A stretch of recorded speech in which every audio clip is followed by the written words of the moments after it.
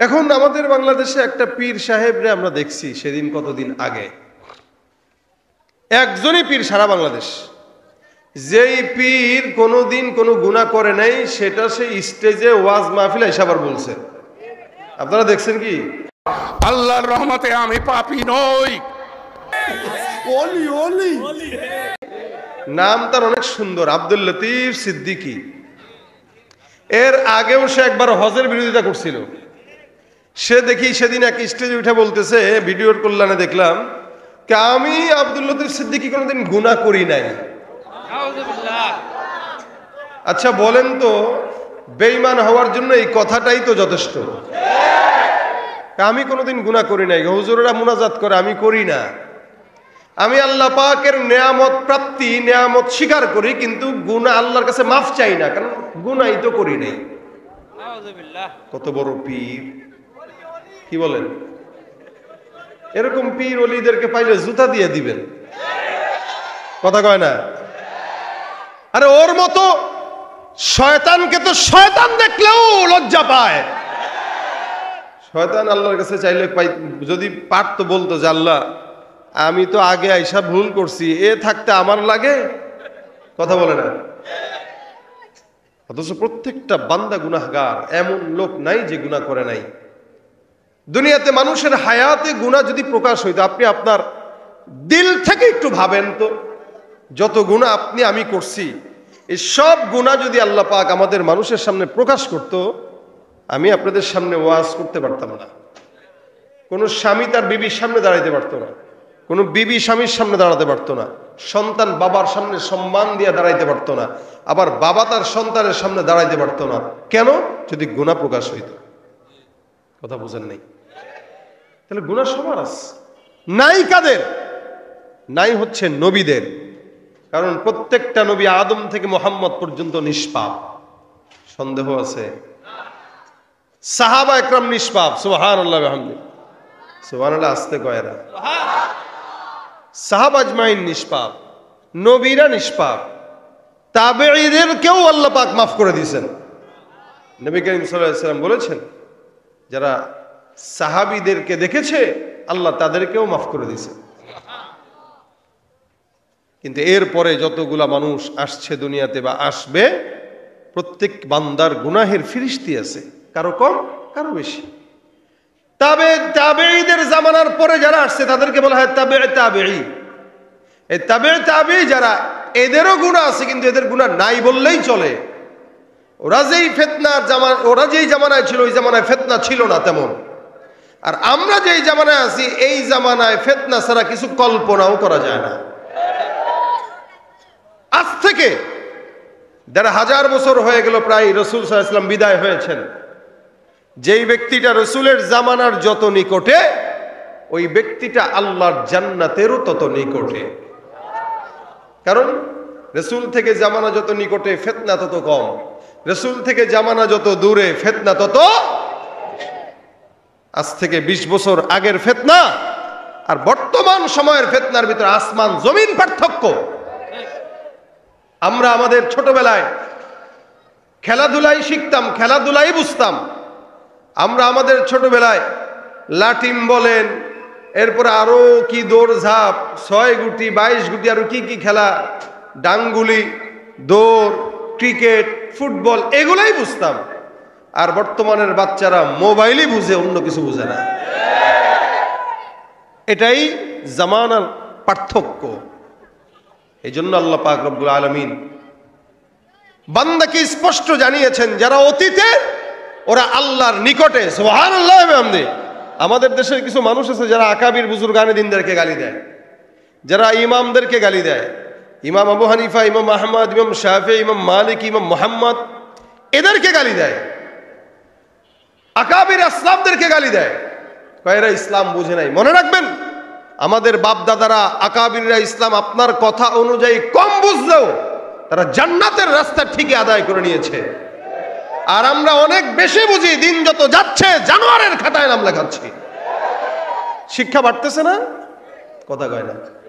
শিক্ষার হার বাড়তেছে, শিক্ষা বাড়তেছে। যত শিক্ষা বাড়তেছে মানুষ তত জানোয়ার হচ্ছে। যত শিক্ষা বাড়তেছে মানুষ তত হায়াওয়ান হচ্ছে।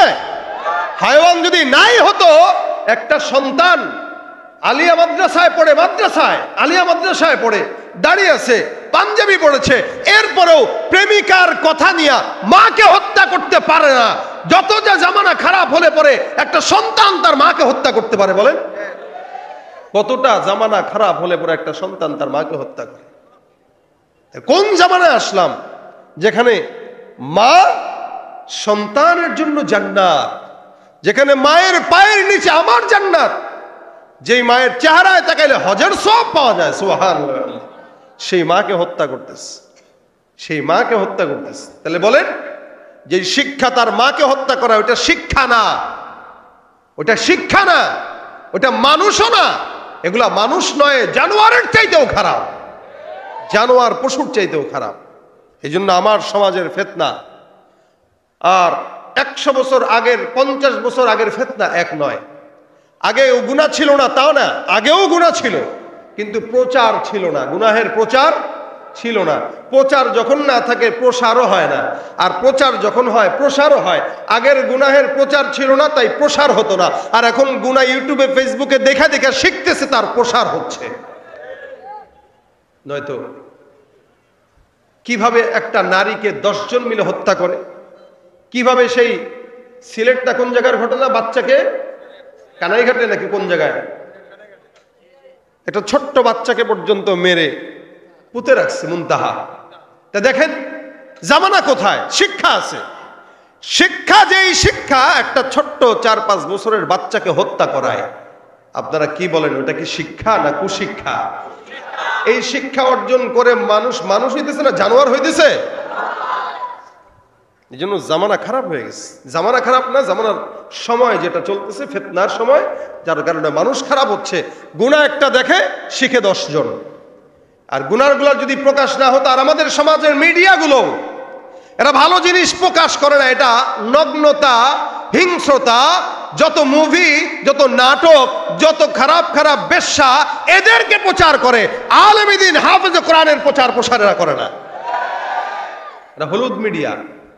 এদের কারণেই প্রচার হচ্ছে, প্রসার হচ্ছে, যত গুনাহ হবে এদের ভাগে যাবে। অথচ আগের মানুষের তো এত শিক্ষা ছিল না, কিন্তু তারা জান্নাতি ছিল। আগের মানুষের শিক্ষা ছিল না, তাদের জবানে জিকির ছিল। আগের মানুষের শিক্ষা ছিল না, 5 ওয়াক্ত নামাজে জামাত ছিল। এ মুসলমান, এই জন্য আল্লাহ পাক স্পষ্ট বান্দাকে জানাইছেন, আস-সাবিকুন আস-সাবিকুন আস-সাবিকুন আস-সাবিকুন উলাইকাল মুকাররাবুন ফি জান্নাতিন নাঈম সুল্লাতুম মিনাল আউয়ালিন ওয়া কলিলুম মিনাল আখিরিন। আমার আল্লাহ পাক রব্বুল আলামিন বান্দাকে জানায়া দেয়, জমিনের মধ্যে যতগুলো বান্দা অতীতের অতিবাহিত হয়ে গেল, এরা সব হলো আল্লাহ পাকের জান্নাতি, আল্লাহর নিকটবর্তী, জান্নাতের নিকটবর্তী। জামানা যত রসুলের নিকটে, মানুষ তত আল্লাহর নিকটে। জামানা যত রসুলের জামানা থেকে পিছনে, মানুষ তত জান্নাত থেকে দূরে, জাহান্নামের নিকটে। আমাদের আজকের সমাজ যেই সময়টা আমরা অতিবাহিত করতেছি, 1446 হিজরি চলতেছে। বলেন তো, নবী করিম সাল্লাল্লাহু আলাইহি সাল্লামের জামানা থেকে 1446 বছর পরে আমরা অবস্থান করতেছি। তার মানে আমার থেকে 50 বছর আগে যে ব্যক্তিটা দুনিয়ার জমিনে আগমন করেছেন, আমার থেকে 50 বছর আগে হলেও ওই ব্যক্তিটা পয়গম্বরের নিকটে, জান্নাতের নিকটে। কথাটা কি বুঝছেন আপনারা? যেই বান্দাটা যত অতীতে, ওই বান্দা তত আল্লাহর জান্নাতের নিকটে।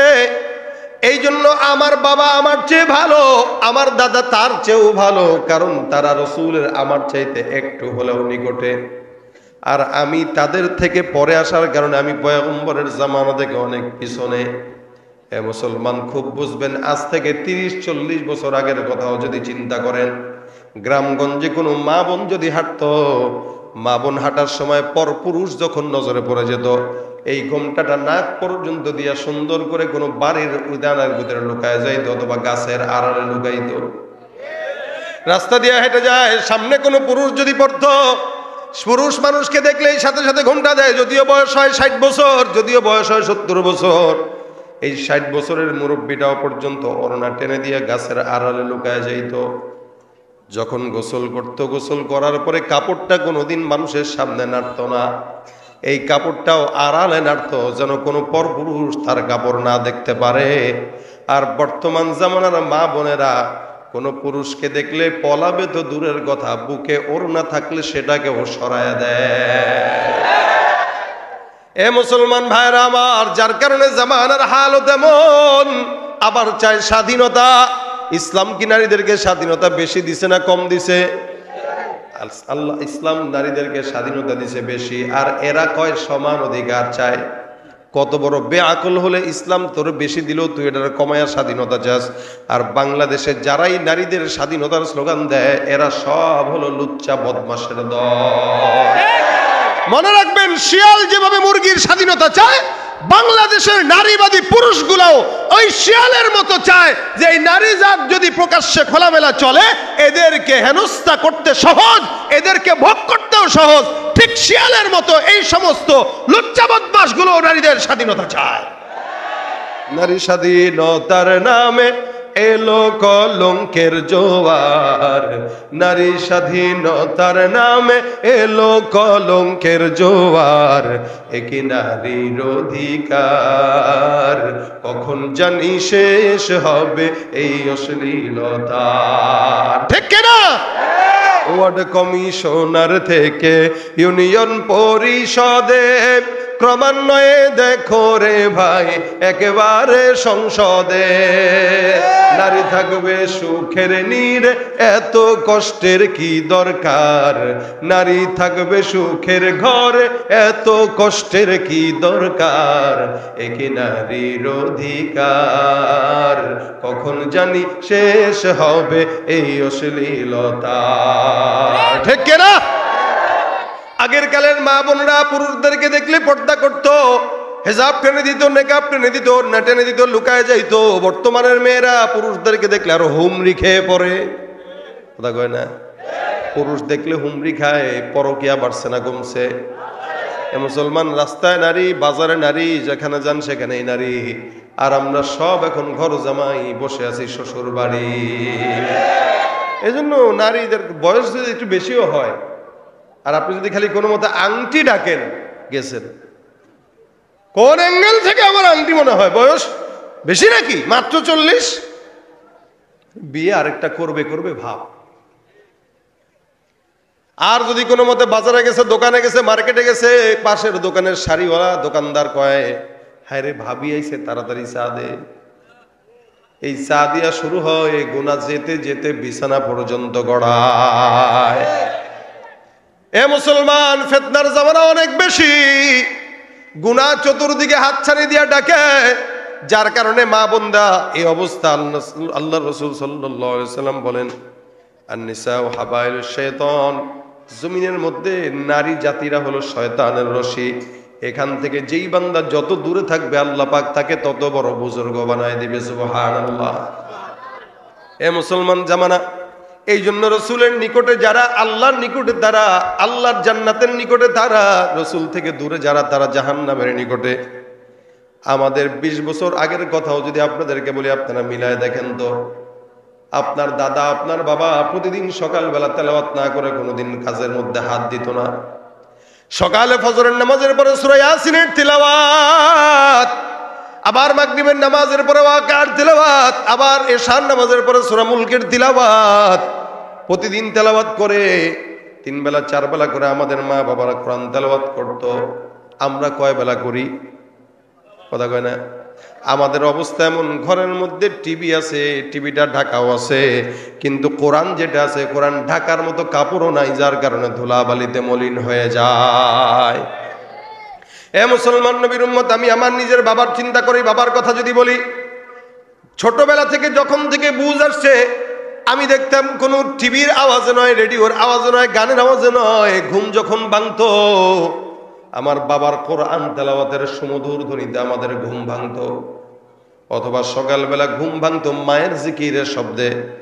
যখন ঘুম থেকে জাগতাম দেখতাম মা তাসবিহটা হাতের মধ্যে নিয়ে জিকির করে, সুবহানাল্লাহ, আলহামদুলিল্লাহ, লা ইলাহা ইল্লাল্লাহ।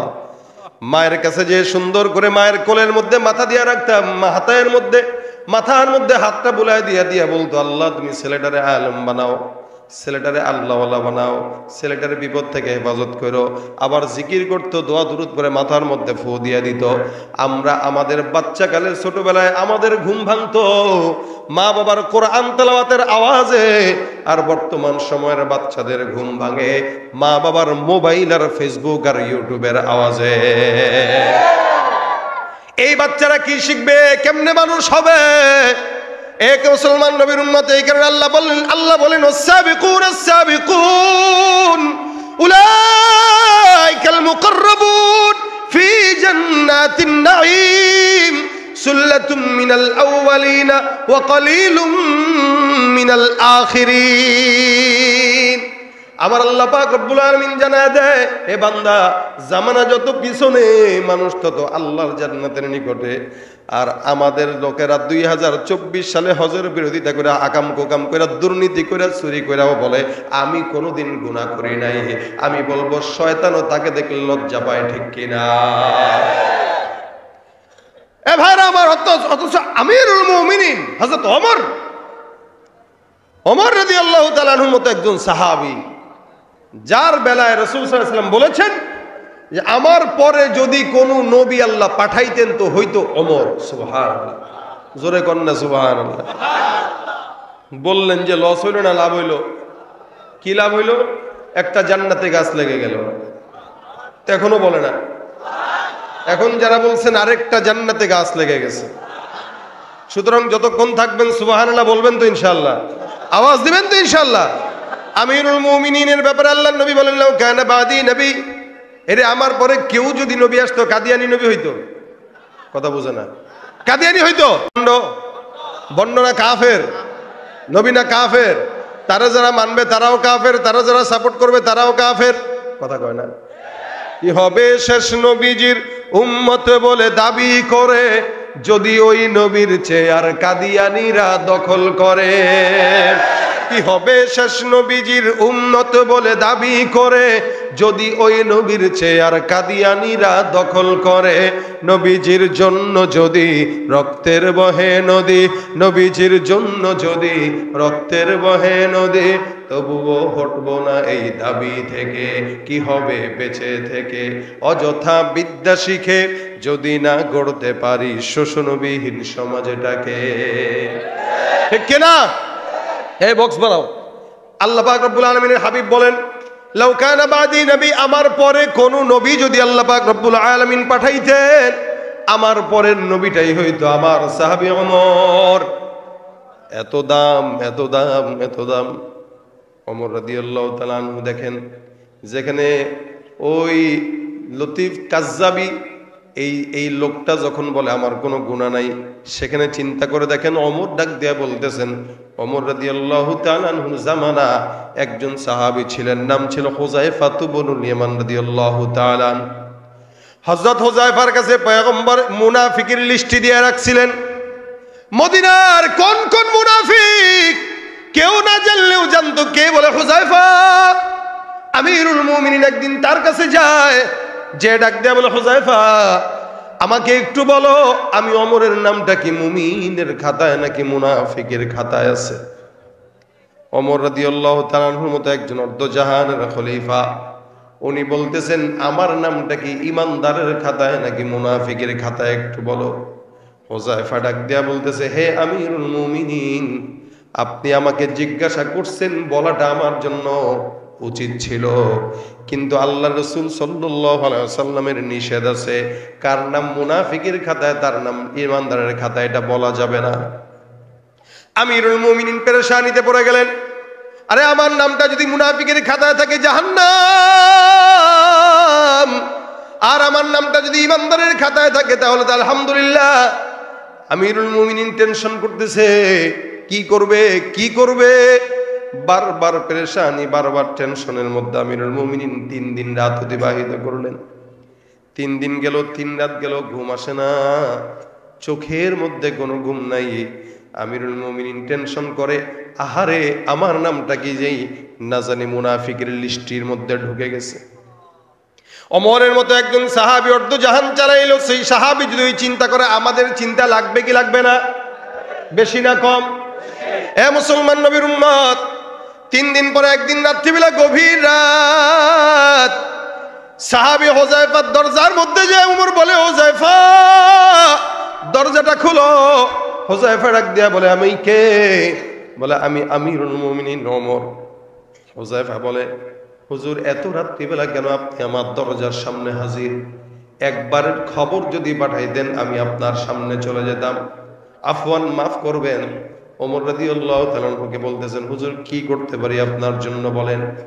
আমিরুল মুমিনিন ওমর ডাক দেয়া বলে, হুযায়ফা আমি তোমার কাছে এমন কোনো কিছু চাওয়ার জন্য আসি নাই, কেবলমাত্র একটা কথার জবাব দেওয়ার জন্য তোমার কাছে আসলাম। সেই জবাবটা তুমি সত্য সত্য আমার কাছে দিবা। আমিরুল মুমিনিন ওমর ডাক দেয়া বলেন, হুযায়ফা আমি আমিরুল মুমিনিন কতদিন হায়াত পাই আমার জানা নাই, তবে আমার ইন্তেকালের পর তুমি হুযায়ফা আমার লাশের জানাজার নামাজ পড়বা কিনা জবাব দাও। ওমর রাদিয়াল্লাহু তাআলা আনহু বলতেছেন, হুযায়ফা আমার ইন্তেকালের পরে আমার জানাজা পড়বা কিনা? হুযায়ফা ডাক দিয়ে বলেন, কি বলেন আমিরুল মুমিনিন, আপনার মতো একজন সাহাবী যার ব্যাপারে আমার পয়গম্বর নবুয়তের মাসলা দিয়া দিছে, কেউ যদি নবীর পরে আসতো সেই হয়তো আপনি। আপনার মতো একজন সাহাবীর জানাজার নামাজ আমি পড়বো না, এটা কেমনে হয়? আমিরুল মুমিনিন এই কথার জবাব নেওয়ার জন্য গভীর রাতে আপনি আমার কাছে আসছেন, টেনশনের কারণ নাই, আপনি বাসায় যায় নিশ্চিন্তে ঘুমান, ওয়াদা করলাম হায়াত যদি থাকে আপনার জানাজা আমি পড়ব। আমিরুল মুমিনিন এবার নিশ্চিন্ত হয়ে গেলেন। উনি আল্লাহর কাছে হাত উঠায় গেলেন, আলহামদুলিল্লাহ মালিক, আমার প্রশ্নের জবাব মিলে গেল, হুযায়ফা আমার জানাজার নামাজ পড়বে, আমি খুশি। হুযায়ফা ডাক দিয়া বলে, এইটা কথার জবাব নেওয়ার জন্য গভীর রাতে আপনি আমার দরজায় কেন? এই কথাটা জানার জন্য আপনার এমন কি দরকার? আমিরুল মুমিনিন ওমর ডাক দিয়া কয়, হুযায়ফা বুঝবি না, সেদিন তোর কাছে আমি জানতে চাইলাম আমার নামটা কি মুনাফিকের খাতায় নাকি ইমানদারের খাতায়, সেদিন তুমি আমাকে জবাব দাও নাই। আমি পেরেশান, না জানি আমার নামটা মুনাফিকের খাতায় আছে। আমি টেনশন করতেছি কবরে যাওয়ার পরে জান্নাত পাবো নাকি জাহান্নাম পাবো। আমি জানি মদিনার সব মুনাফিকের লাশের জানাজা অন্য কেউ পড়লেও তুমি হুযায়ফা পড়ো না, কারণ তুমি জানো কে মুনাফিক কে ইমানদার। এই জন্য আমি তোমার কাছে প্রশ্ন করতে আসলাম, আমার লাশের জানাজাটা তুমি পড়বা কিনা? তুমি যেহেতু পড়বা, তার মানে আমার বোঝা হয়ে গেল আমি ওমরের নামটা মুনাফিকের খাতায় নাই, ইমানদারের খাতায়। বন্দেগানে খাসে আল্লামুল গুয়ুব দরজা জানে জওয়াসিসুল কুলুব জিম সরশবো এ পিরাহন শনিদি চরাদর চাহে কে নানস নদীদি। এ ভাইরা আমার, গুনাহ তো সবারই হয়, সবারই তো টেনশন থাকা দরকার।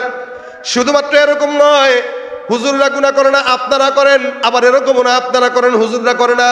প্রত্যেকটা মানুষ গুনাহ করে, হুজুর বলেন আলেম বলেন, যার ভিতরে যত ঈমান তার পিছনে তত শয়তান।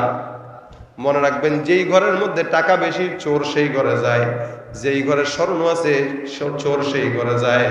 মনে রাখবেন, যেই লোকের দিলের মধ্যে ঈমানের নূর আছে শয়তান সেই লোকের কাছেই যায়। এরা ধোঁকা দেওয়ার জন্য শয়তান পাগল হয়। এই জন্য আমার আল্লাহ পাক রব্বুল আলামিন বলে, বান্দা টেনশন কারণ নাই, গুনাহ যতই হয়ে যাক না কেন মুমিন পেরেশানি নাই, টেনশন নাই, দুশ্চিন্তা নাই। আমি আল্লাহ পাক রব্বুল আলামিন বললাম, কুল ইয়া ইবাদিয়াল্লাযীনা আসরাফু আলা আনফুসিহিম লা তাকনাতু মির রাহমাতিল্লাহ ইন্নাল্লাহা ইয়াগফিরুয যুনুবা জামিআ ইন্নাহু হুয়াল গফুরুর রহিম। আয়াতটা দিয়েছেন কে? নাজিল করেছেন কে? আল্লাহর কথা সত্য না মিথ্যা? আমার আল্লাহ ডাক দিয়া বলে, সারা দুনিয়ার বান্দা গুনাহগার। বান্দা যদি গুনাহ না করতো অন্য কোন জাতিকে আমি আল্লাহ বানাইতাম, ওরা গুনাহ করতো, আবার আমি আল্লাহর দরবারে তওবা করতো। এ মুসলমান, এখানে আমরা যতগুলা বান্দা আছি প্রত্যেকটা বান্দা গুনাহগার। তবে আমার আল্লাহ বলেন টেনশনের কারণ নাই, আমি আল্লাহ এমন দয়াময় আল্লাহ, এমন দয়ার আল্লাহ, বান্দা তোমার গুনাহ যেখানে শেষ, আমি মাওলার রহমত সেখানে শুরু। এই জন্য আমার আল্লাহ পাক বান্দাকে দুইটা আমল শিখাই দিয়েছেন। কয়টা? কথা কয় না? দুইটা। এক নম্বর, ওয়া আনিস্তাগফিরু রাব্বাকুম সুম্মা তুবু ইলাইহি। এক নম্বর হলো ইস্তেগফার করো। দুই নম্বর বান্দা তওবা করো। ইস্তেগফার মানে আল্লাহর দরবারে গুনাহ থেকে মাফ চাওয়া, আর তওবা মানে সামনে কোনোদিন গুনাহ করব না এটার ব্যাপারে ওয়াদাবদ্ধ হওয়া। আমার আল্লাহ বলেন কেউ যদি ইস্তেগফার আর তওবা করে, আমি আল্লাহ বান্দার দুনিয়ার জিন্দেগিতে সমস্ত যত নিয়ামত দরকার সব নিয়ামত দিয়া ভরপুর করে দিব। এ ভাইরা আমার, খুব বুঝবেন, কেউ যদি আল্লাহর দরবারে বেশি বেশি ইস্তেগফার করে, নবী বলেন প্রত্যেক দিন কেউ যদি শোয়ার আগে অন্তত বা দিনে যখনই মন চায় গুনার কথা চিন্তা করি, কেউ যদি বলে আস্তাগফিরুল্লাহ, নবী ডাক দিয়া বলেন পাহাড় সমান যদি গুনাহ হয়, সমুদ্রের ঢেউ সম পরিমাণ যদি গুনাহ হয়, সমুদ্রের ফানা পরিমাণ সমান যদি গুনাহ হয়, আমার পয়গম্বর বলেন একবার ইস্তেগফারের মাধ্যমে আল্লাহ পাক বান্দার সব গুনাহগুলো মাফ করে দেয়।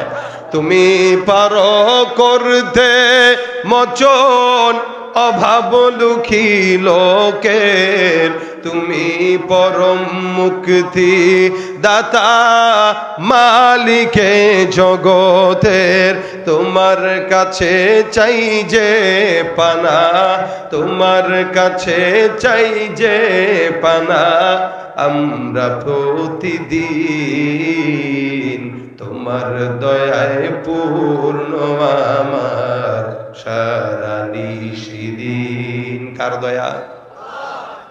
ভাইয়ের আমার, কেউ যদি ইস্তেগফার পড়ে, আমার আল্লাহ পাক রব্বুল আলামিন তাকে কতটুকু বানান, কতটুকু দেন, কতটুকু নিয়ামত দেন। কেউ যদি ইস্তেগফার বেশি বেশি করে, আল্লাহ পাক তাকে মুস্তাজাবুদ দাওয়া বানায় দেয়। সুবহানাল্লাহ। মুস্তাজাবুদ দাওয়া মানে বুঝেন তো, যেই ব্যক্তিটা যখন যেই দোয়াই করে আল্লাহ পাক সেটাই কবুল করে নেয়, এটাকে বলা হয় মুস্তাজাবুদ দাওয়া। কথা কি বুঝতেছেন তো ইনশাআল্লাহ? কেউ যদি বেশি বেশি ইস্তেগফার করে, আল্লাহ পাক তাকে মুস্তাজাবুদ দাওয়া বানায় দেয়। ইমাম আহমদ ইবনে হাম্বল রাহমাতুল্লাহ আলাইহি নাম শুনছেন নি? 4 ইমামের একজন ইমাম, সারা বিশ্বের মধ্যে তার অসংখ্য অনুসারী আছে। ইমাম আহমদ ইবনে হাম্বল কোন একটা জায়গায় এলাকায় গেলেন সফরে, এশার নামাজের পর মসজিদে ঘুমানোর জন্য প্রস্তুত নিলেন, থাকার জন্য প্রস্তুত নিলেন। মসজিদের খাদেম অথবা মসজিদের কমিটির সভাপতিরা, মসজিদের লোকেরা তাকে বলল না, আমাদের মসজিদে ঘুমানোর অনুমতি নেই। আল্লাহর বান্দা মসজিদ থেকে বের হয়ে হাঁটা দিল, শীতের রাত, কোথায় যাবে? যাওয়ার জায়গা নাই, শীতের মধ্যে কাঁপতে কাঁপতে হাঁটতেছে। হঠাৎ করে একটা জায়গায় তাকায় দেখে একটা দোকান, রুটির দোকান। যেমন আমাদের এই এলাকার মধ্যে যখন আপনারা হাঁটবেন, বাস স্ট্যান্ডগুলোতে চায়ের দোকান আছে না নাই? শীতের ভিতরে সব দোকান বন্ধ থাকলে চায়ের দোকান খোলা, ড্রাইভাররা চা খাওয়া লাগে, যাত্রীরা চা খাওয়া লাগে। এরকম একটা রুটির দোকান খোলা, রুটি বানাইতেছে, আগুন উঠতেছে চুলায়। ইমাম আহমদ ইবনে হাম্বল রাহমাতুল্লাহ আলাইহি ওই যুবকটার কাছে যায়, বলে যুবক, আমি একজন মুসাফির পথিক, রাত্রি বেশি হয়ে গেল, শীত লাগতেছে, তোমার এখানে আগুন পোহানোর মতো আমাকে সুযোগ দেওয়া যায় কিনা? যুবক ডাক দিয়া বলে, আপনি যেই হন না কেন, আপনি আমার মেহমান, এখানে বসেন, যা মন চায় করেন, যতক্ষণ মন চায় থাকেন। ইমাম আহমদ ইবনে হাম্বল রাহমাতুল্লাহ এখানে বসলেন, যুবকের ওই চুলার আগুনের মধ্যে বসে বসে সুন্দর করে কিতাব মোতালা করে। চুলার আগুন দিয়া রোদ পোহায়, গরম লাগায়, শরীরের মধ্যে শীতের মধ্যে আগুন লাগায় গরম লাগাইতেছে, আবার কিতাব মোতালা করতেছে। উনি কিতাব মোতালা করতেছেন, এমন সময় একটা জিনিস ফলো করলেন। ইমাম আহমদ ইবনে হাম্বল বলেন, আমি তাকায় দেখলাম যুবকটা বারবার রুটি বানাইতেছে আর সুন্দর করে পড়তেছে আস্তাগফিরুল্লাহ। রুটি বেলতেছে আর পড়তেছে আস্তাগফিরুল্লাহ। রুটি চুলার থেকে উঠাইতেছে আর পড়তেছে আস্তাগফিরুল্লাহ। কারো থেকে রুটি দেওয়ার সময় বলতেছে আস্তাগফিরুল্লাহ, কারো থেকে টাকা নিয়ে পকেটে রাখার সময় বলতেছে আস্তাগফিরুল্লাহ। আহমদ ইবনে হাম্বল রাহমাতুল্লাহ আলাইহি চিন্তা করলেন, রাসূল সাল্লাল্লাহু আলাইহি ওয়াসাল্লাম হয়তো এরকম যুবকের ব্যাপারেই বলেছেন, ওয়াশাবুন নাশা ফি ইবাদাতিল্লাহি তাআলা, কিয়ামতের ময়দানে 7 প্রকার মানুষকে আল্লাহ পাক আরশের নিচে স্থান দিবে। এর মধ্যে এক প্রকার হইল ওই যুবক, যে যুবকটা তার যৌবন বয়সে আল্লাহর ইবাদতের সময় কাটিয়েছে। ইমাম আহমদ ইবনে হাম্বল রাহমাতুল্লাহ আলাইহি, আমি তাকায় দেখলাম বারবার যুবকটা পড়ে ইস্তিগফার। আমি যুবকের দিকে তাকায় বললাম, যুবক, তোমাকে আমি সব সময় দেখলাম, যতক্ষণ আসলাম ততক্ষণই দেখলাম বলো আস্তাগফিরুল্লাহ, ইস্তিগফার বলতে। কেন তোমার বয়সে তো যুবকরা এত ভালো হয় না, তুমি কেন ইস্তিগফার পড়ো বলো তো? যুবক ডাক দেয়া কয়, হুজুর আপনি কে আমি আপনাকে চিনি না, তবে আমি ইস্তিগফারের আমল যখন থেকে পড়লাম তখন থেকে আমি এই যে লাগাতার শুরু করছি, আর কোনোদিন ইস্তিগফারের আমল শেষ করি নাই। আর এই ইস্তিগফারের আমলের বরকতে আমার আল্লাহ পাক রব্বুল আলামিন আমাকে মুস্তাজাবুদ দাওয়া বানিয়ে দিয়েছে। তার মানে বলে আমি যেই দোয়াই করি আল্লাহ সেটাই কবুল করে। সত্যি? বলে হ্যাঁ। যুবক ডাক দেয়া কয়, ইস্তিগফারের কারণে আল্লাহ পাক আমার মুস্তাজাবুদ দাওয়া বানাইছে। বলে আমি আমার জিন্দেগিতে এমন কোন চাওয়া নাই যেটা আল্লাহ কবুল করে নাই, যাই চাইলাম কবুল হয়ে গেছে, কারণ আমি জবানে ইস্তিগফার ছাড়া অন্য কোনো আমল উঠাই না। কিন্তু হ্যাঁ, একটা দোয়া আল্লাহ পাক কবুল করে নাই।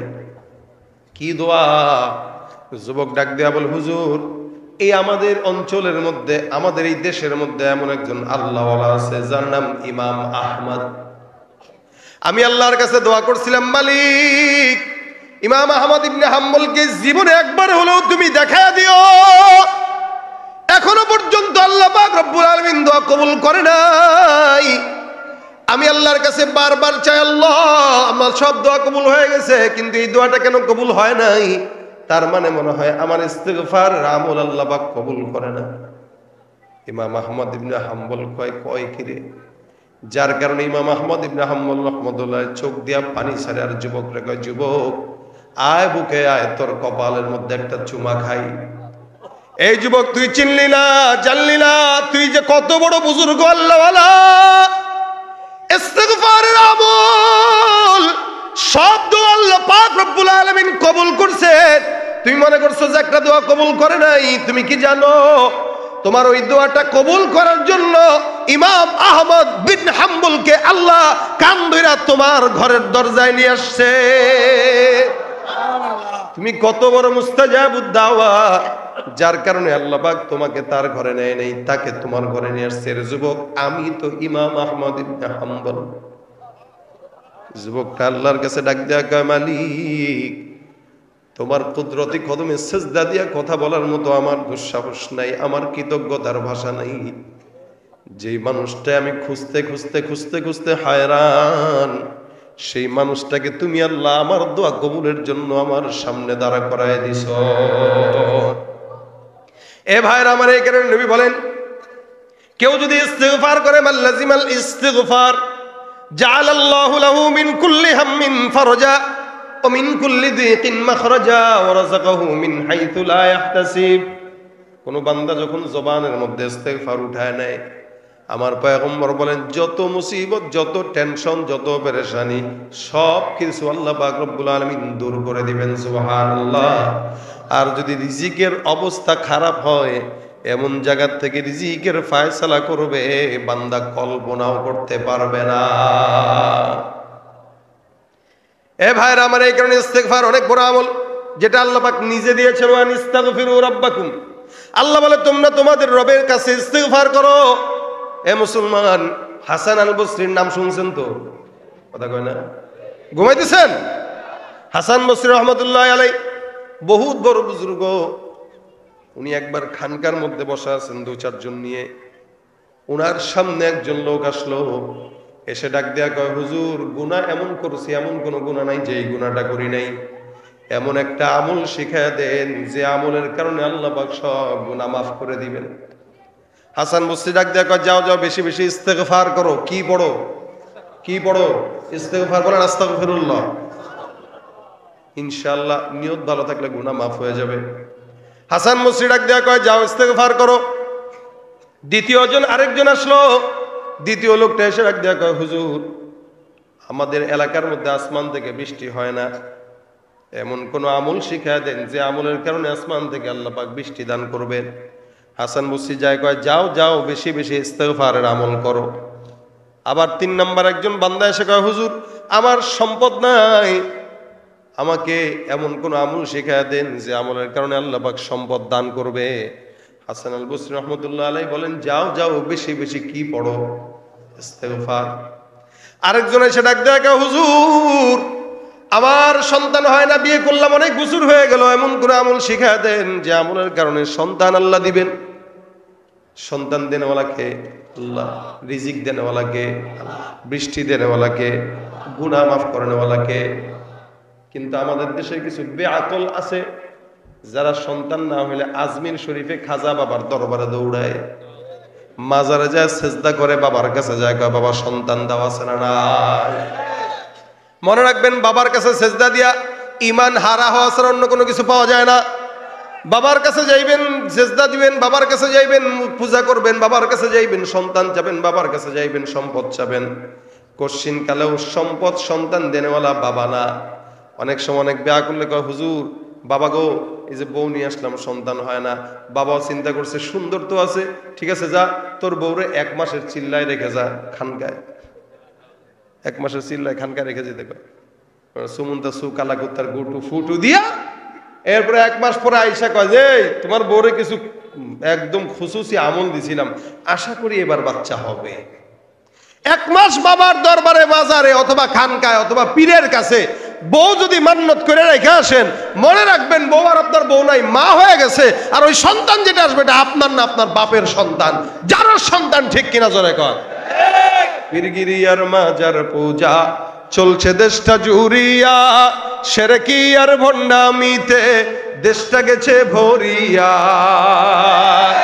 পীরগিরি আর মাজার পূজা চলছে দেশটা জুড়িয়া, সেরেকি আর ভণ্ডামিতে দেশটা গেছে ভরিয়া। গাজার কলকিটান মারিয়া, গাজার কলকিটান মারিয়া দেখায় খাজার শান। ওরা শিক্ষিত শয়তান, ওরা ওরা শিক্ষিত শয়তান, ওরা শিক্ষিত শয়তান। কেউ রাগ করতেছে? হ্যাঁ, কথা কি সত্য না মিথ্যা? যেখানে যাই ভেজালেতে ভরে গেছে দেশটায়, ব্যবসায়ীরাও রাতারাতি কালো টাকায় হাত রাঙায়। ভেজাল থেকে বাঁচতে হলে খোলা রাখো কান। ওরা শিক্ষিত শয়তান, ওরা শিক্ষিত শয়তান, ওরা শিক্ষিত শয়তান, ওরা শিক্ষিত শয়তান। শিক্ষাঙ্গনের দিকে ভাইরে দেখো না চোখ মেলিয়া, ছাত্ররা সব বই ছাড়িয়া থাকে শুধু প্রেম লইয়া। অস্ত্র সে তো সঙ্গের সাথী, অস্ত্র সে তো সঙ্গের সাথী হইতে মাস্তান। ওরা শিক্ষিত শয়তান, ওরা শিক্ষিত শয়তান, ওরা শিক্ষিত শয়তান, ওরা শিক্ষিত শয়তান। ঠিক কেনা ভাইরা? আমার জন্য সন্তান চাবো কার কাছে? সম্পদ চাবো কার কাছে? হাসান বসরি ডাক দেয়া কয় সন্তান হয় না, যাও বেশি বেশি ইস্তেগফার করো। বান্দা চলে গেল, আরেকজন বান্দা আসলো, হুজুর বিপদে পড়ছি, স্বৈরাচারীরা মামলা দিছিল, এখনো টেনশনে আছি, এমন কোন আমল শিখায় দেন যে আমলের কারণে আল্লাহ পাক ওই সমস্ত মামলা মুকদ্দমা থেকে হেফাজত করবে। হাসান বসরি কয় যাও যাও বেশি বেশি ইস্তেগফার করো। আরেকজন বান্দা এসে কয় হুজুর ক্ষেতের মধ্যে ফসল হয় না, এমন কোন আমল শিখায় দেন যে আমলের কারণে আল্লাহ ফসলে বরকত দিবে। হাসান বসরি কয় যাও যাও বেশি বেশি কি পড়ো। এই যে 5-7 জন 8 জন যা আসলো, আমল কয়টা? পাশের লোকগুলা কয় হুজুর আমল কি জীবনে একটাই শিখছেন? এতগুলা মানুষ আসলে দেখবেন গ্রামের কিছু ডাক্তার আছে, যেই রোগ নিয়ে যাবেন কোন না পা এক্সট্রা খা। কি খাইবো? পেট ব্যথা হইলো না পা এক্সট্রা, জ্বর হইলো না পা এক্সট্রা, মাথা ব্যথা হইলো না পা এক্সট্রা, চোখে ব্যথা হইলো না পা এক্সট্রা। ওর পুঁজি ওইটাই। কিন্তু হাসান বসরির পুঁজি তো আর এইটা না, বহুত পুঁজি আছে। কিন্তু এই পুঁজিটা দিছে কেন? এই পুঁজিটা স্বয়ং আল্লাহ আমাদের পকেটে দিয়ে দিয়েছেন। সুবহানাল্লাহ।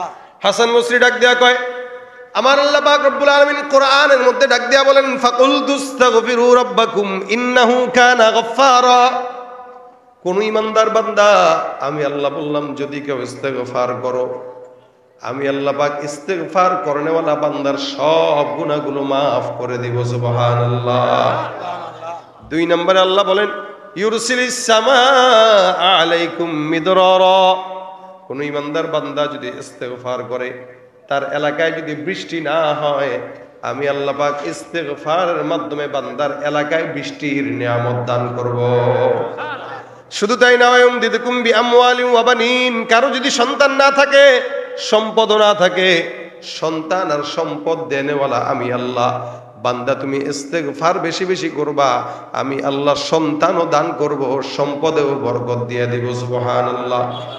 তার মানে বোঝা গেল, কোন বান্দার যত প্রকার বিপদ আসুক না কেন, প্রত্যেকটা বিপদে, প্রত্যেকটা ঝামেলায় বান্দা যদি জবান দিয়া ইস্তেগফার উঠাইতে পারে, বরকত দিবেন কে? জোরে বলেন তো। এই জন্য ভাইরা আমার, আমাদের সময়ের অবস্থা তো এরকম, দোকানে বসলে, কোন জায়গায় বসলে খালি গিবত আর গিবত, ঠিক কিনা? বিশেষ করে চায়ের দোকানগুলা, এলাকার ছোট্ট সংসদ এক একটা চায়ের দোকান। এই চায়ের দোকানের স্পিকার, মাননীয় স্পিকার হচ্ছে চাওয়ালা। সমাধান উনি দেয়। এবার বসে পাশ থেকে অমুকে এই করছে, মাদ্রাসার মোতামে এই করছে, ওই হুজুরে এই বলে গেছে। সারা দুনিয়ার মানুষের তলা খোসানির অভ্যাস। নিজের তলায় যে কত ময়লা, ওইটা দেখার টেনশন তার নাই। আরেকজনের ময়লা খোঁচায়, আরেকজনের গুনাহ নাড়াচাড়া করে। আর বর্তমান সোশ্যাল মিডিয়ার জামানা, কারো গুনাহ যদি খালি প্রকাশ পায়, ভাই লিঙ্ক দে কমেন্টে। কি বলেন? কি আপনার আরেকজনের গুনাহ দেখতে মন চায়? তাই কিয়ামতে যখন আল্লাহ পাক আপনার গুনাহটা হাজার লক্ষ কোটি মানুষের সামনে প্রকাশ করবে, কেমন লাগবে এটা চিন্তা করেন। এই জন্য আপনার সামনে কোনো বন্ধু গুনাহ করছে, আপনি জানেন, গোপন রাখেন, চেপে দেন। আল্লাহ আপনার গুনাহ কিয়ামতে চেপে দেবে ইনশাআল্লাহ। রাসূল বলেছেন, মান সাতারা মুসলিমান সাতারাহুল্লাহু ইয়াউমাল কিয়ামা। কেউ যদি দুনিয়াতে কোনো ভাইয়ের দোষ গোপন রাখে, তো কিয়ামতে আল্লাহ তার দোষ গোপন রাখবে। দুনিয়াতে আপনি সোশ্যাল মিডিয়া বলেন, যা কিছু বলেন, কয়জনের গুনাহ আর কতজনের সামনে বা নিতে পারবেন? বাংলা ভাষা মানুষ যারা, এদের কাছেই তো প্রচার করতে পারবেন, এর বাইরে পারবেন না। ইংরেজ বলারা তো পারবে না, উর্দু যারা বলে এরা তো আর দেখবে না। কিন্তু কিয়ামতে তো সবার ভাষা থাকবে আরবি। সেদিন যদি আল্লাহ আপনার আমার গুনাহ প্রকাশ করে, তাহলে সবাই তো দেখবে, লজ্জা রাখবেন কোথায়? সেই ফিকির কইরা পরে গীবত শিকায়াত করে। আর যদি সেই ফিকির থাকে, তাহলে আল্লাহর ওয়াস্তে অন্যের গুনাহ না খোঁচায়া তওবা ইস্তেগফার করেন, কাজে দিবে। এই জন্য বান্দার হাতের কাজ আছে, পায়ের কাজ আছে, জবানের কোনো কাজ নাই। জবানের একটাই মাত্র কাজ, উঠা রাখবো যখন সময় হয়। যখন সময় হয় তখনই আস্তাগফিরুল্লাহ, আস্তাগফিরুল্লাহ, আস্তাগফিরুল্লাহ। আমার নবী বলেন, কোন ইমানদার বান্দা যখন ইস্তেগফার পড়বে সকাল দুপুর, আমার আল্লাহ পাক ওই বান্দাকে ঈমান মুদ দান করে দিবেন। সুবহানাল্লাহ। নবী করিম সাল্লাল্লাহু আলাইহি ওয়াসাল্লাম বলেন, আমি রাসূল নিজে প্রতিদিন 100 বার ইস্তেগফার করি। রাসূল সুপারিশকারী, জান্নাতের শাফায়াতকারী, জান্নাতের সরদার। এরপরেও পয়গম্বর যদি 100 বার পড়ে, আপনার আমার তো 1 কোটি বার পড়ার দরকার, ঠিক কিনা? কিন্তু আমরা পড়ি কয়বার? একবারও না। গুনাহ হয়, গুনাহের বোঝা বাড়ে, কিন্তু গুনাহের বোঝা কমাইতে পারি না। আমরা বাড়াইতে পারি, প্যাঁচ লাগাইতে পারি, ছুটাইতে পারি না। প্যাঁচ লাগাইতে পারি, ছুটাইতে পারি না। আমরা গুনাহ করতে পারি, মাফ চাইতে পারি না। এই কারণে একদিকে গুনাহ হবে, আরেকদিকে ইস্তেগফার করবেন। মনে করেন প্রতিদিন একটা কাজ করতে পারেন, লিস্টই করেন যে আজকে কয়টা গুনাহ হয়েছে, যেটা আপনার কাছে গুনাহ মনে হয়েছে, এরকম কয়টা গুনাহ করছেন একটু হিসাব রাখেন। পরের দিন চিন্তা করবেন যে আমি আজকের এতগুলা গুনাহ বাদ দিব, এই গুনাহগুলা বাদ দিব, এই গুনাহগুলা বাদ দিব। এভাবে যদি কোনোদিন কোনো হিসাব করেন, তো ইনশাল্লাহ একদিন গুনাহ মুক্ত হায়াত হয়ে যাবে। আর প্রত্যেক দিন শোয়ার আগে কমাস কম প্রত্যেক দিন দিনের বেলা 100 বার অন্তত রাসূল সাল্লাল্লাহু আলাইহি ওয়াসাল্লাম যেহেতু 100 বার পড়ছে, আপনিও 100 বার পড়ার চেষ্টা করেন। সকাল ফজর নামাজ থেকে এশার নামাজ পর্যন্ত 5 ওয়াক্ত নামাজে কেউ যদি 20 বার করেও পড়ে, 100 বার এমনিই হয়ে যায়। কি কষ্ট হবে খুব? 20 বার পড়তে 20 সেকেন্ডই লাগবে, কিন্তু আপনার যে গুনাহ মাফ হয়ে গেল। আপনি জানেন, আপনার গুনাহ মাফ না হইলেও আপনি যে নিয়ত করে ইস্তেগফার পড়ছেন, আল্লাহ পাক নিয়তের বরকতে মাফ করে দিবেন। কারণ ইমানদার নিয়ত করলেও সওয়াব লেখা হয়। এজন্য প্রত্যেক দিন ফজরের পরে 20 বার, জোহরের পরে 20 বার, আসরের পরে, মাগরিবের পরে, এশার পরে 20 বার করে 100 বার করে যদি পড়তে পারি ইনশাআল্লাহ, আল্লাহ পাক তওবার মওত দিবেন আমাদেরকে ইনশাআল্লাহ। তাহলে হাতের কাজ আছে, পায়ের কাজ আছে, জবানের কাজ নাই। ভাই বড়লোক যদি হইতে চান তাও ইস্তেগফার করেন, গুনাহ মাফ করাইতে চান ইস্তেগফার করেন, বিপদে পড়ছেন ইস্তেগফার করেন, ক্ষেতের মধ্যে বরকত নাই ইস্তেগফার করেন, বাজারের দোকানে বেচা কিনা নাই ইস্তেগফার করেন। আরেক দল দেখবেন আপনার দিকে তাকায় তাকায় কবে, কিরে আমরা এত টাকার মাল উঠায়ও দোকানে বেচা কিনা নাই, আর এই লোকের দোকানে কিচ্ছু নাই, এরপরে মানুষের ভিড়। আপনি বলবেন এখানে আমার পুঁজিটাই হলো ইস্তেগফার। কি বলেন, ঠিক না? পুঁজি যখন ইস্তেগফার হয় লাভটা তখন অনেক বেশি হয়ে যায়। এই কারণে আজকে থেকে নিয়ত করে আমি সহ কারা কারা ইস্তেগফার করব হাতটা উঠায় দেন। আল্লাহ তুমি কবুল করো, জোরে বলেন আমিন। আল্লাহ আমাদের জন্য সহজ করো, বলেন আমিন। 10 জন হোক, নিয়ত তো সবাই করছেন আলহামদুলিল্লাহ, সবাইকে তৌফিক দেখ। তবে 10 জনও যদি অন্তত পড়েন, আজকের মাহফিলে যারা যুক্ত আছে প্রত্যেকে এটার সব কিছু না কিছু পাবে, আমিও পাবো ইনশাআল্লাহ। এজন্য ঘরের বিবিদেরকেও বলবেন, তোমরা রান্না করতেছো ইস্তেগফার পড়ো, ডাউল রাঁধতেছো ইস্তেগফার পড়ো, তরকারি করতেছো ইস্তেগফার পড়ো, চা বানাইতেছো তো ইস্তেগফার পড়ো, ঘর ঝাড়ু দিতেছো ইস্তেগফার পড়ো, উঠতে বসতে শুইতে যখন মনে হয় আস্তাগফিরুল্লাহ একবার বলেন না, সমস্যা কি? আস্তাগফিরুল্লাহ। আপনার পাশে দেখবেন কিছু কিছু বন্ধু থাকবে, এরা আপনাকে খোঁচা দিয়া বলবে, বুজুর্গ ইস্তেগফার পড়ে, আমার সামনে গতকাল এই গুনাহ করছে আর আজকে ইস্তেগফার পড়ে। আরে ভাই গুনাহ করছি বলেই তো ইস্তেগফার করি। কি বলে? যার গুনাহ নাই সে, যে ওই শয়তানটার গুনাহ নাই বলে না সে ইস্তেগফার করে না, কিন্তু আমাদের তো গুনাহ আছে। তো যার গুনাহ আছে সে তো ইস্তেগফার পড়বেই। এখন আপনার পাশে যদি কেউ বলে ইস্তেগফার করতেছে, আপনি ধরে নেবেন এটাই শয়তানের খালাতো ভাই। ও চায় না যে আপনি মাফ পান, ও চায় না আপনি আল্লাহর কাছে ক্ষমা চান। ও যদি চাইতো এটা বলতে পারতো না, ও বরং নিজে আরো পড়তো যে আমিও পড়ি, কিন্তু সে নিজেও পারে না, আপনি পড়লেও সে সহ্য করতে পারে না।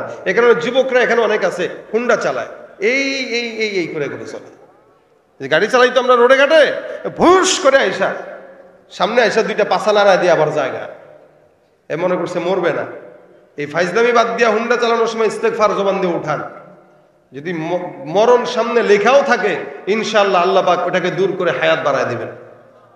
ইস্তেগফার অনেক বড় আমল, যেটা বান্দার সব অকল্যাণ থেকে বান্দাকে হেফাজত করে, রিজিকের ওসাআত দান করে, বড় লোক বানায় দেয়, ধনী বানায় দেয়, বিপদ মুক্ত করে দেয়, ঋণ মুক্ত করে দেয়। আল্লাহ পাক হায়াতে ইমানে আমলে সবকিছুতে বরকত দিয়ে দেয়। সুবহানাল্লাহ।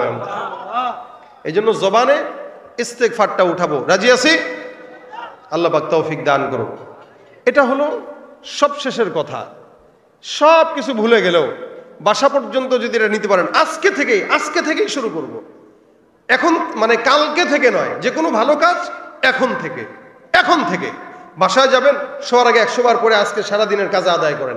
কালকের থেকে শুরু হবে 5 ওয়াক্ত নামাজের পর 20 বার করে ইস্তেগফার। দেখবেন আপনার হায়াতে কিভাবে বরকত আসে কল্পনা করতে পারবেন না। এই জন্য যুবক, বৃদ্ধ, পোলাপান, ছাত্র, মা বোনদের আওয়াজ যাদের কানে যাচ্ছে, আল্লাহ সবাইকে ইস্তেগফার জমানে উঠার তৌফিক দান করুক। সকলে বলেন আমিন। এই মাদ্রাসার আচ্ছা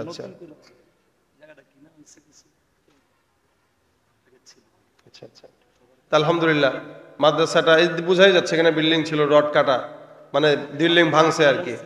আলহামদুলিল্লাহ বিল্ডিংটা ভাঙা হয়েছে, তার মানে বিল্ডিংটা করা হবে নতুন করে, তাই না? নতুন করে যদি করা হয় আপনারা সহযোগিতা করবেন তো ইনশাল্লাহ, কাছে থাকবেন তো ইনশাল্লাহ, দোয়া করবেন তো ইনশাল্লাহ। হ্যাঁ, সবাই সহযোগিতার হাত বাড়ায় দিবেন, দোয়া করবেন আল্লাহ পাক যেন মাদ্রাসার সকল হাজত গায়বী খাজানা থেকে পূরণ করে, বলেন আমিন। যারা দান করেছে তাদের দানকে আল্লাহ পাক কবুল করুক, বলেন আমিন।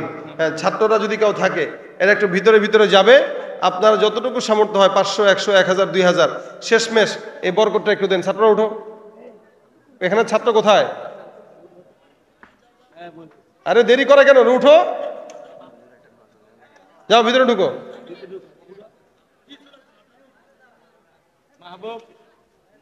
এখানে ছাত্র কারা?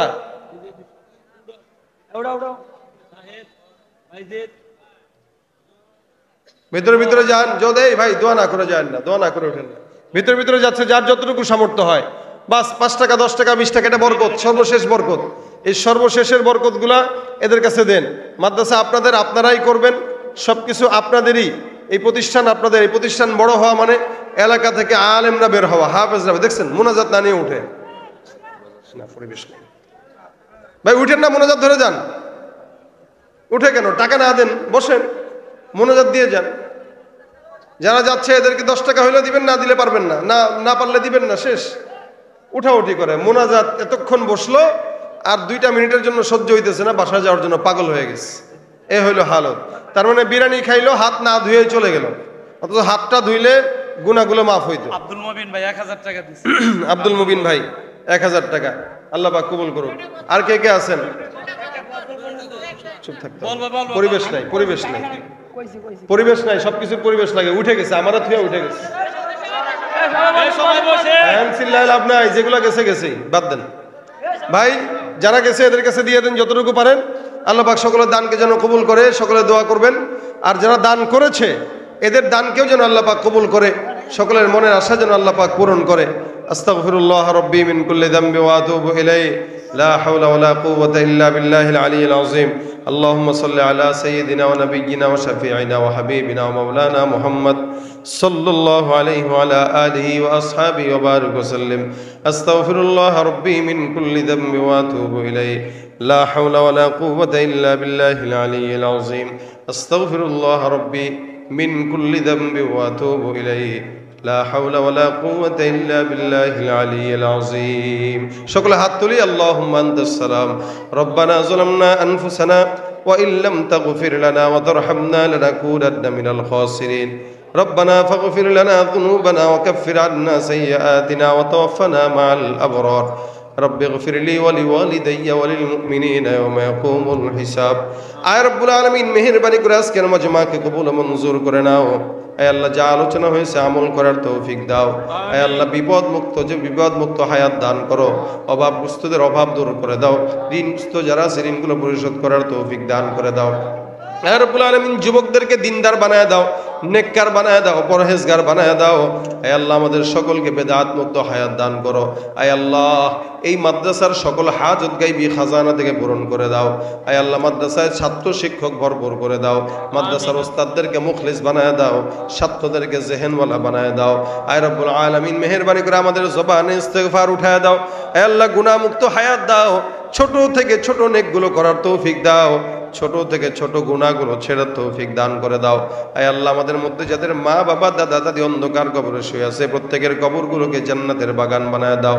আল্লাহ, যারা বেঁচে আছে সুস্থতার হায়াত দাও, মা বাবার সেবা করার তৌফিক দাও। আয় আল্লাহ, মেহেরবানি করে তোমার হাবিবের দেখানো পথে চলার তৌফিক দান করে দাও। আয় রব্বুল আলামিন, মা বোনদেরকে পর্দার বিধান মেনে চলার তৌফিক দাও। ঘরে ঘরে শান্তি দাও, সংসারে আল্লাহ অশান্তি দূর করে দাও। আয় আল্লাহ, যাদের সন্তান হয় না নেককার সন্তান দান করে দাও। আয় আল্লাহ, প্রত্যেকটা ইমানদার মুসলমানদেরকে আল্লাহ তুমি তোমার বাইতুল্লাহ তওয়াফ করার তৌফিক দান করে দাও। যারা একবার গিয়েছে বারবার যাওয়ার তৌফিক দান করে দাও। আল্লাহুম্মা সাল্লি আলা রূহি মুহাম্মাদিন ফিল আরওয়াহ ওয়া সাল্লি আলা জাসাদি মুহাম্মাদিন ফিল আজসাদ ওয়া সাল্লি আলা কবরি মুহাম্মাদিন ফিল কুবুর। রব্বিরহামহুমা কামা রাব্বায়ানি সগীরা রব্বিরহামহুমা কামা রাব্বায়ানি সগীরা। সুবহান রাব্বিকা রব্বিল ইজ্জাতি আম্মা ইয়াসিফুন ওয়া সালামুন আলাল মুরসালিন আলহামদুলিল্লাহি রাব্বিল আলামিন। আসসালামু আলাইকুম ওয়া রাহমাতুল্লাহ।